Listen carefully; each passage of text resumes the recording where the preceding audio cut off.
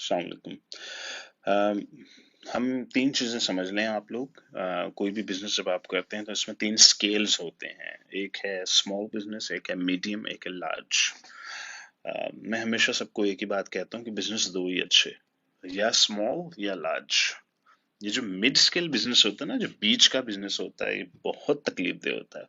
इसमें पैसे बनाना बहुत मुश्किल होता है, इसमें सरवाइव करना बहुत मुश्किल होता है, और एक झटका कोरोना जैसा आना है, 1 मिनट नहीं लगता आपको बैंकरप्ट होने में, जो लोग मिड स्केल बिजनेस के अंदर होते हैं।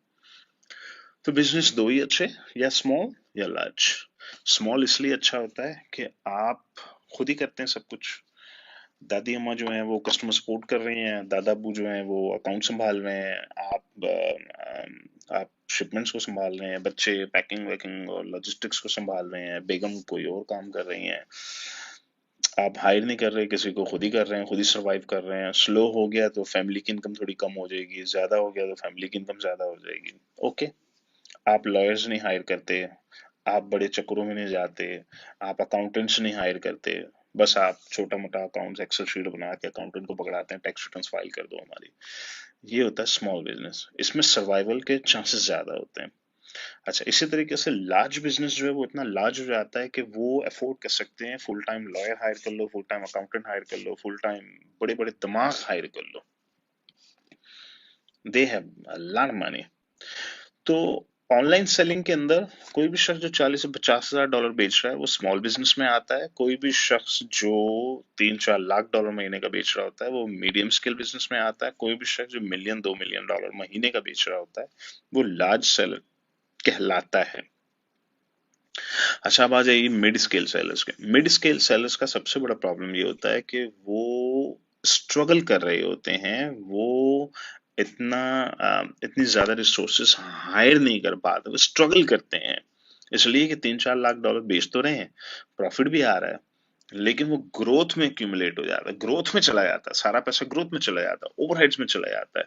स्मॉल स्केल सेलर जो छोटे सेलर्स हैं वो घर से ही सारा बिजनेस कर रहे हैं, घर से ही सामान शिप कर रहे हैं, घर से ही सब कुछ कर रहे हैं। मिड स्केल वाले को वेयर हाउस लेना पड़ता है, वेयर हाउस की कॉस्ट शुरू हो जाती है, उसे वेयर हाउस में 5 एम्प्लॉयज रखने पड़ते हैं, एम्प्लॉयज की कॉस्ट शुरू हो जाती है। तो अक्सर मुझे ओवरसीज पाकिस्तानी जब मुझे मैसेज करते हैं और बताते हैं कि जी मेरा वेयर हाउस है, मेरे 5 एम्प्लॉयज हैं, तो मैं एक ही सवाल करता हूँ, वाकई पैसे बनते हैं आपके? पैसे तो नहीं बन सकते। 90% likely you don't make money, 10% likely yes possible है, 10% लोग एक्सेप्शन हैं वो वाकई पैसे बना लेते होंगे, 90% नहीं बना पाते।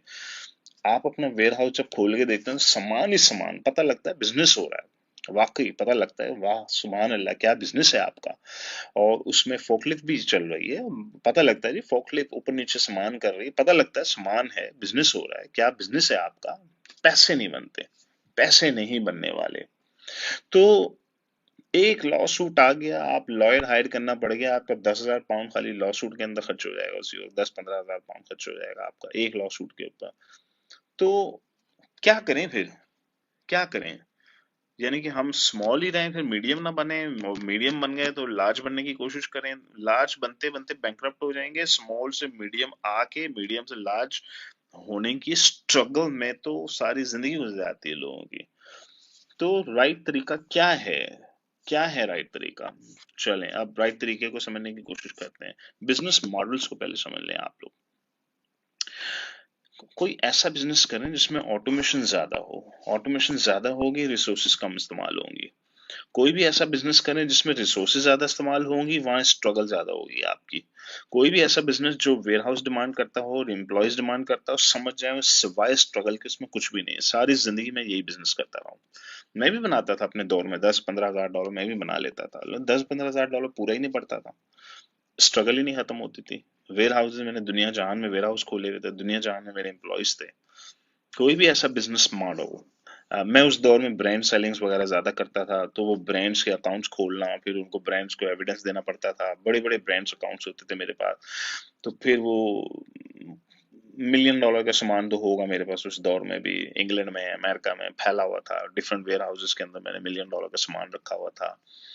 फिर इतने हजारों एसक्यूज जब आपके पास होते हैं, इतनी हजारों प्रोडक्ट्स होती हैं, तो आपको भी नहीं पता होता कि मेरे बिजनेस में हो क्या रहा है। आपको भी नहीं मालूम कि ओहो ये इन्वेंटरी तो डेड पड़ी हुई है, तो मूव ही नहीं कर रही। 30 दिन के बाद तो मुझे ख्याल आया अच्छा, फिर आप कहते हैं अच्छा ऑटोमेट कैसे किया जाए, चलो मैं एम्प्लॉयज हायर कर लेता हूँ। मसला ये है कि ऑटोमेशन कहने की बातें होती हैं कि मेरा बिजनेस ऑटो पायलट पे चलता है। ऐसा होता नहीं है आमतौर पे। जो लोग क्लेम करते हैं कि जी मेरा बिजनेस तो ऑटो पायलट पे चलता है, इट्स नॉट इजी। इतना आसान नहीं है ऑटो पायलट पे बिजनेस को लेकर आना। ऑटो पायलट कहने की बातें होती हैं, उसका मसला ये होता है कि आप समझते हैं कि 12 एम्प्लॉयज मेरे काम कर रहे हैं और मेरा बिजनेस ऑटो पायलट पे एम्प्लॉयज काम चला रहे हैं मेरा बिजनेस। ऐसा होता नहीं है। उसकी वजह ये है कि राजेश जैसे एम्प्लॉयज की उतनी ही इंटेलेक्ट है जितनी उसकी तनख्वाह है। 25,000 का एम्प्लॉय 25,000 की औकात रखता है, 50,000 वाला 50 की औकात रखता है, 1 लाख 2 लाख वाला 1 लाख 2 लाख की औकात रखता है। तो बिजनेस चलाना या लीड करना या ग्रो करना या डिसीजंस लेना, ये बड़ी औकात वाले एम्प्लॉयज करते हैं, महंगे एम्प्लॉयज, दिमाग वाले एम्प्लॉयज। आप खुशकिस्मत हैं अगर आपको दिमाग वाले सस्ते में मिल जाए, लोगों को मिलते नहीं है। तो मसला ये है कि राजेश की इतनी ही इंटेलेक्ट है कि वो आपको जी जी करता रहेगा सारा दिन, जी जी जी जी sir, yes sir, yes sir, yes sir. क्या रिपोर्ट है सर, ये देखें क्या बिजनेस हो रहा है, ये देखें बिजनेस की रिपोर्ट। सारा दिन आपको वन वन ग्रुप में रिपोर्टें भेजता रहेगा, क्या बिजनेस हो रहा है, क्या बिजनेस हो रहा है, ये देखें सेल हो रही है, ये देखें ये सब हो रहा है। आपको पिकअप करना पड़ेगा कि मेरा 3,000 एसक्यू है, ये वाला एसक्यू 30 दिन से कोई ऑर्डर नहीं आया, ये क्या चक्कर है। फिर वो रिसर्च करके बताएगा, ओहो उसमें ये मसला आ गया, उसमें काफी सारे सेलर्स आ गए मार्केट में इसलिए नहीं बिक रहा। आपको डिसीजन लेना पड़ेगा कि अच्छा फिर इसको लिक्विडेट करके जान छुड़ा के खत्म करो, मेरी तो स्टोरेज कॉस्ट बढ़ रही है इसकी वजह से। अगर राजेश इस काबिल होता कि वो ही ये डिसीजंस ले लेता, वो ही आइडेंटिफाई कर लेता, वो ही मुझे बता देता कि सनी भाई ये इन्वेंट्री गलत है, ये हमें ऑर्डर प्लेस ही नहीं करना चाहिए, इसमें ये मसला आएगा फ्यूचर में, तो मैं मिलियनर बन जाता। अगर राजेश इस काबिल होता तो मुसीबत ये है कि अगर आप समझ रहे हैं कि आप राजेश को हायर करने के बाद वो आपको मिलियनर बना देगा और मेरा बिजनेस ऑटो पायलट हो जाएगा, it's nothing but bullshit. Automation, business automation ऐसे नहीं आया करती। तो दो तरीके हैं बिजनेस करना है। सबसे पहले तो डिसाइड करें कौन सा वाला बिजनेस करना है। ऐसा बिजनेस करना है जिसमें ऑटोमेशन ज्यादा हो। जी ऑटोमेशन कैसे आएगी? अगर आप एफबीए की बात कर रहे हैं, अमेजोन की बात कर रहे हैं, उस मॉडल में ऑटोमेशन ज्यादा है। कोई भी ऐसा बिजनेस जिसमें एसक्यूज कम हो, जिसमें ऑटोमेशन ज्यादा हो, वो आपके लिए मैनेज करना आसान होगा। घर से बैठ के भी आप मैनेज कर पाएंगे उसको। लेकिन कोई भी ऐसा बिजनेस जिसमें लिस्टें बहुत ज्यादा आती हों, कोई भी ऐसा बिजनेस मॉडल जिसमें आपको 3,000 4,000 5,000 एसक्यूज लिस्ट करने पड़ी हैं, यहाँ पे ऑटोमेशन कम हो जाती है। उसकी वजह यह है कि आपको राजेश की इंटेलेक्ट पे अब रिलाई करना पड़ेगा। आप 12 राजेश हायर करेंगे, वो 12 राजेश मिल के अब आपका बिजनेस चलाएंगे, जी जी सर, जी जी सर, जी जी सर, रिपोर्टें भेजेंगे आपको सारा दिन। अकल फाइनल, जो अकल का जो इस्तेमाल है, जो इंटेलिजेंस का इस्तेमाल है, वो आपको करना पड़ेगा। उनकी इंटेलेक्ट के तो ऊपर आप रिलाई नहीं कर सकते। यहाँ पर आ जाता प्रॉब्लम, फिर ये ऑटोमेशन कम हो जाती है उसमें। कोई भी बिजनेस जिसमें आपकी इंटेलेक्ट का ज्यादा इस्तेमाल हो गया, रिसोर्सेज का ज्यादा इस्तेमाल हो गया, डेली बेसिस पे डिसीजंस आप लेने पड़ रहे हैं, आपको लेने पड़ रहे हैं, समझ जाएंगे ऑटोमेशन कम हो गई उसके अंदर अब। तो कोई भी बिजनेस में ऑटोमेशन कम हो तो फिर आपके घंटे कंज्यूम होते हैं। जब आपके घंटे कंज्यूम होते हैं, सारा दिन 3,000 एसक्यू संभाले हुए हैं आपने, 3,000 एसक्यूज में सारा दिन डिसीजंस ही हो रहे हैं। और 3,000 एसक्यूज में जब आप वेयर हाउस पलट के देखते हैं तो $1 million का सामान पड़ा होता है उसके अंदर, आपको खुद नहीं पता मेरे बिजनेस में क्या हो रहा है इस वक्त। तो मेरी तो सजेशन ये है कि बिजनेस छोटा ही अच्छा, 40-50 हजार डॉलर बेचें, कम राजेश हायर करें, करें लेकिन कम करें, राजेश को कम हायर करें। अगर हाई इंटेलेक्ट करना है तो वो अलग बात है, हाई इंटेलेक्ट रिसोर्सेज तो आप बेशक हायर करें फ्यूचर में अगर आप अफोर्ड कर सकते हैं तो आ, कोई भी ऐसा बिजनेस मॉडल जिसमें आपको राजेश हायर करना पड़े, आ, वो आपका ऑटोमेशन की तरफ नहीं जा सकता, ये बात तो तय है। उसमें आपके पैसे मुश्किल से बनेंगे। मिड स्केल की तरफ जाते ही आपके पैसे बहुत मुश्किल से बनेंगे, बहुत मुश्किल से बनेंगे। जितनी देर आप स्मॉल रहेंगे पैसे बनेंगे, जैसे मिड स्केल की तरफ जाएंगे पैसे नहीं बनेंगे, पैसे बनने कम हो जाएंगे।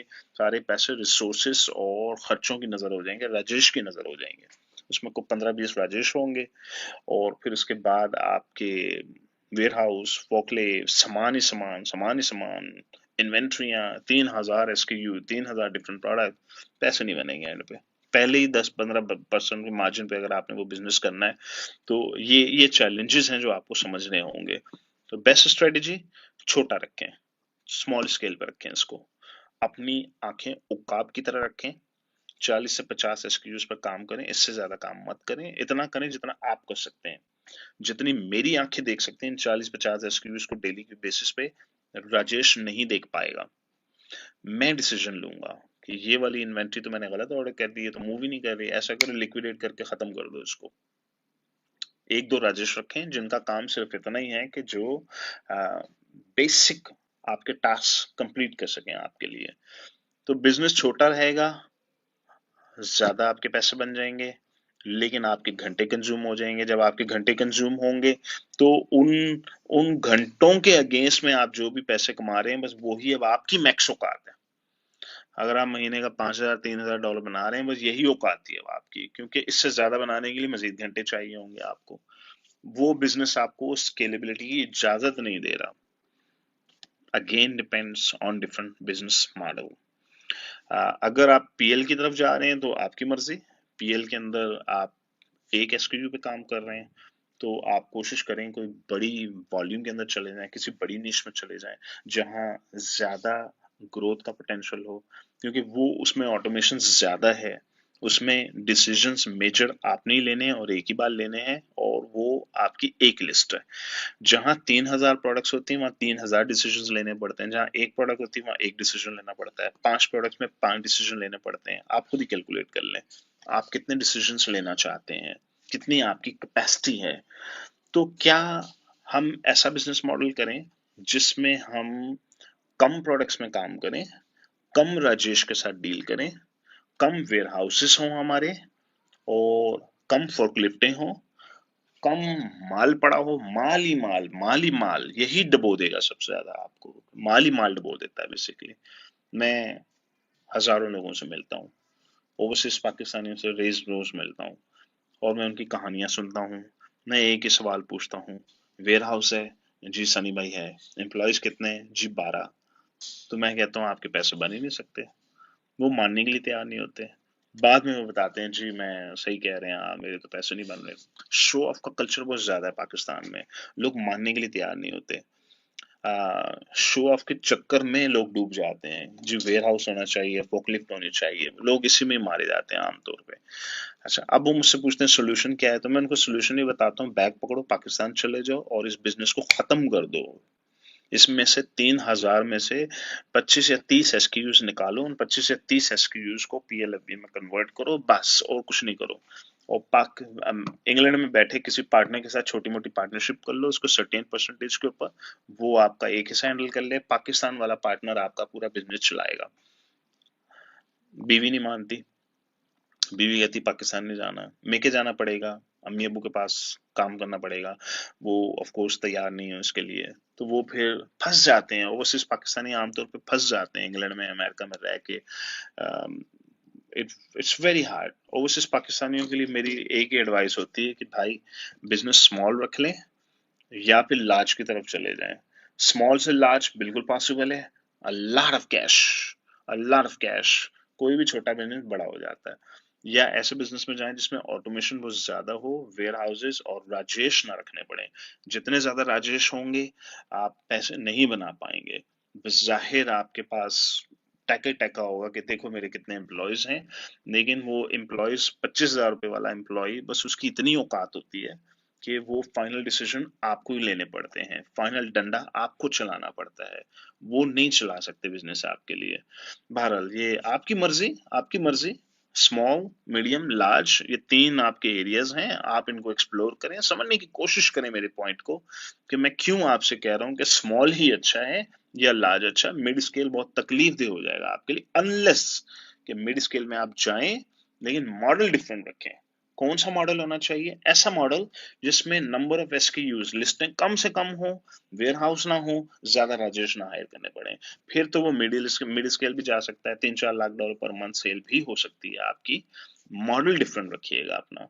ऐसे मॉडल को मिड स्केल में मत लेके जाएं जिसमें बहुत ज्यादा राजेश हायर करने पड़े, बहुत ज्यादा इन्वेंट्री हो, बहुत ज्यादा लिस्टें हो, बहुत ज्यादा सामान हो, पता लगे जी बिजनेस हो रहा है, वहां आप पैसे नहीं बना पाएंगे।